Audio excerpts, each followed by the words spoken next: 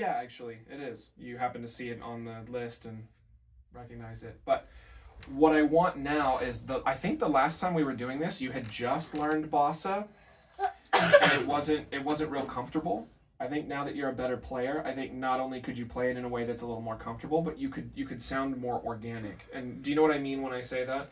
The yogurt? So that's fair. So I'm gonna play rock in 2 different ways. I want you to tell me what you think. Okay? So I'm gonna play rock like this. Ready? Yep.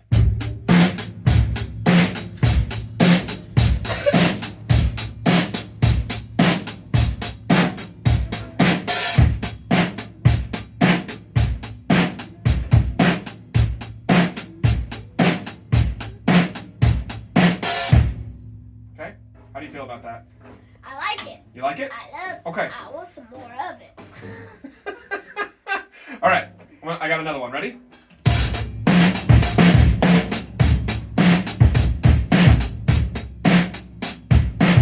Second one.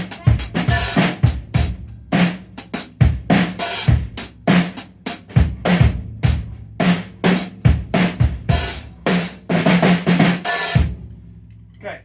What was the difference? Well, the second one had more embellishment.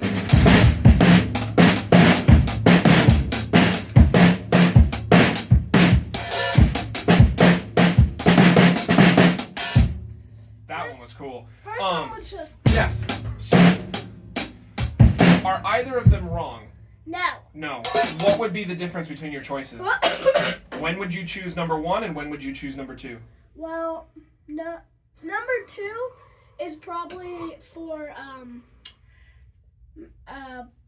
just like messing around. I can do a lot of embellishments, and maybe for a show, and then the song's not. Okay. So that's more what I'm hitting on. So you're talking about it's boring, right? First So one. if it's a song that, calls for that and needs you to play that way, then do it. There are plenty of times where I've gone into a studio and they go, that's all we want. Don't vary from that. Okay? And I just do that for pretty much the whole song. That happens sometimes. And that's what they want. And that's okay. But if they want you to be a little bit more free in your playing, and they'll almost never know how to tell you this. They'll just say, hey, I want a little bit more from you, is usually what you'll get. More stuff. But that's what I mean. That's vague, right? Do you mean more volume? Do you mean more notes? Do you mean more fills? Do you mean more stuff in my groove? More What does that me? mean? What does it mean? Me? Yeah, do you want more stick tricks? What do you mean when you say more? And you'll have to learn how to interpret what it is that they're looking for. Can't we just ask them? Yeah, and you can. Sometimes it's like, hey man, can you give me a little bit more? Okay, let's start the next one. Here we go. And you just jump right into it. You don't have time to ask. So you have to kind of figure that out, okay? So here's what I mean by that, right? So the reason I'm talking to you about this is because here's our basa.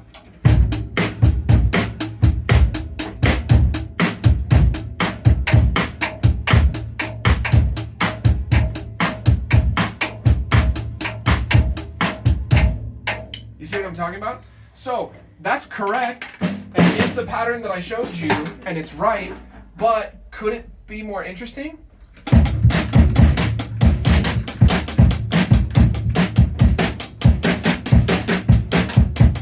So you have kind of hit on it. So most of your variation is going to come from your hands and less from your bass drum. Because what makes a basa is that boom, boom, boom, boom, boom. So if you vary your bass drum too much, it's not a basa anymore. I Right? thought sambas. They both are. It just has to do with the tempo. Samba's going to be boom, chippa boom, chippa boom, chippa boom, chippa boom. It's going to be faster like that. Basa, in fact, Wyatt right now at his middle school band, they called for a samba that's, I think, between 260 BPM and like 315. Yeah. Yeah. Yep. You gotta really work on that. Don't get too crazy. It just has to do with your skate. You feel comfortable with your skate. Yeah. And he has a 24 bar solo. So that's what we've been working on. Fun. Yeah, it is a lot of fun actually. It's going pretty well. So all that to say is that you can play basa in a way that still sounds interesting. Would you like first to hear me play Girl from Ipanema a little bit? Or do you want to just jump into it and go? I want to listen to it first. Okay. Try to remember it, and then I'll jump in. I don't think you'll need to listen to it that long. I think you'll pick it up pretty quick. Because we did it in the past. And then eventually I'll start grabbing songs that you don't necessarily recognize and having you try to kind of play along with those, like we've done with pop and with rock and whatever. Because we just need you to feel comfortable in these styles. Okay? Okay. All right, here we go. Let's try.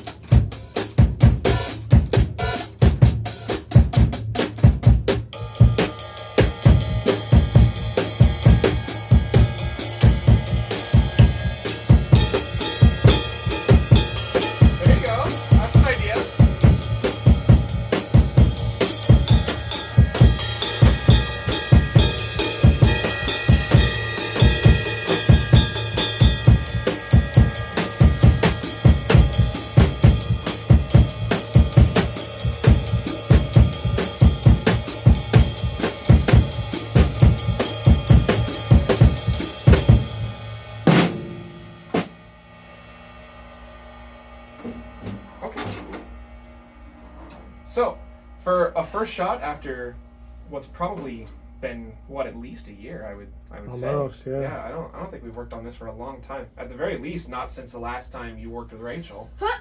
So yeah, probably. Last time I worked with Rachel was a year ago. Well, oh sorry, I mean the last winter concert, that one up there. So I don't think we've worked on this since then. So it's been at least a year, maybe even longer. Summer might have been the last time we talked about it. So, but I liked that you were going for it. Okay? So all we need to do to build familiarity are two things.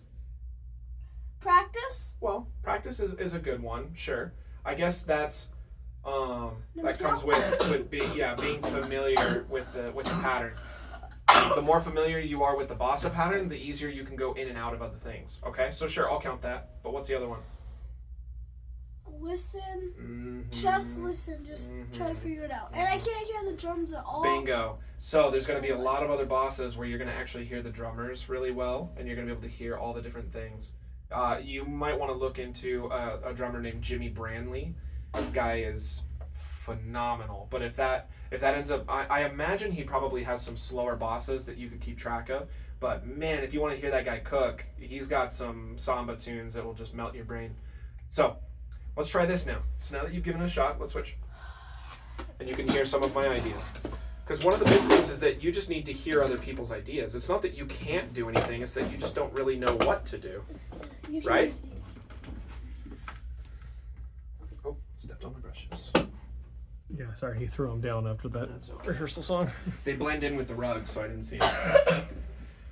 All right. Do I start it from the beginning? Yes, please.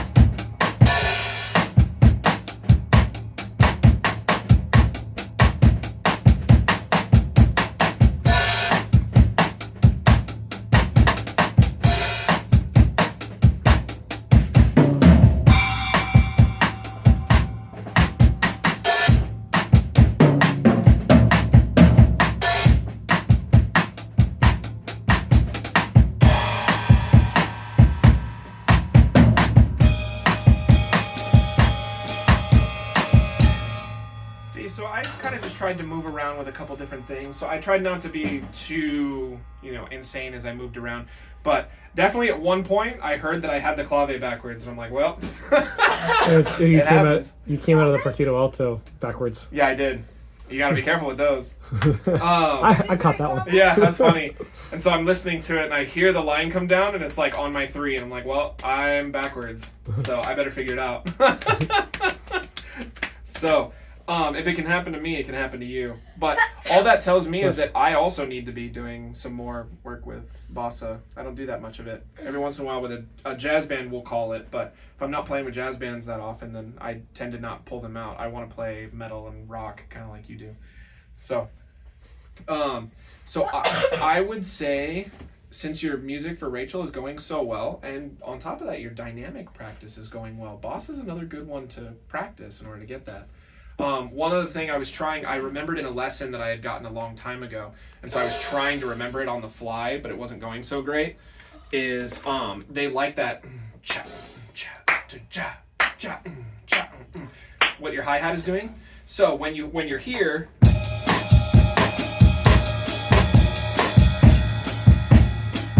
right? But as soon as you go here, you lose that part. Right? So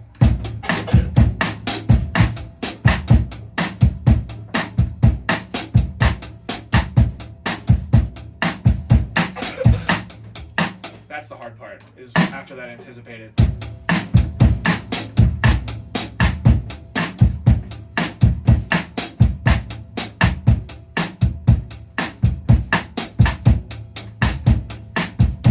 Right? So you're getting that. Do you hear how it sounds the same now?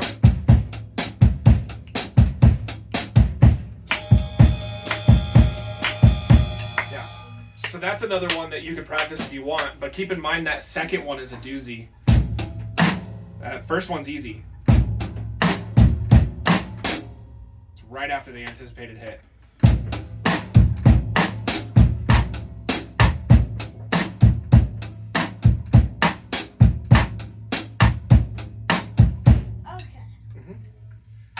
All right, so that was something else, just kind of for fun. Because I think what'll happen is, if you get put into a jazz band that starts playing all these things, I think the first time they throw a basa at you, it's gonna feel really fun. Because it's something. It's both familiar and unfamiliar. It's new to you, so it's a new challenge, and that kind of becomes fun. But it's not, all of a sudden throwing you into a 300 BPM samba and expecting you to solo. That just sounds stressful. Yeah. But what I will say is that soloing fast, I think, tends to be a lot easier than soloing slow. Trying to solo in a fast samba song, I think, is a lot easier than trying to solo in like a slow Miles Davis tune with like brushes. It's you got to come up with these really cool musical ideas on an instrument that doesn't really hold notes. This is the only way to get any kind of note that holds, right? So when it's really slow, that's tough. But when you're really cooking, it's not so bad. You can kind of just use the stuff that you already know. You can use the partito alto. You can just use eighth notes. So that's what I've been doing with Wyatt. But we'll get to those too. Okay. That's about it for us today. So good job today. I was happy with your volume. I was happy with the way that you played your songs. And I think this thing with Rachel's going to turn out great. Just like it always does.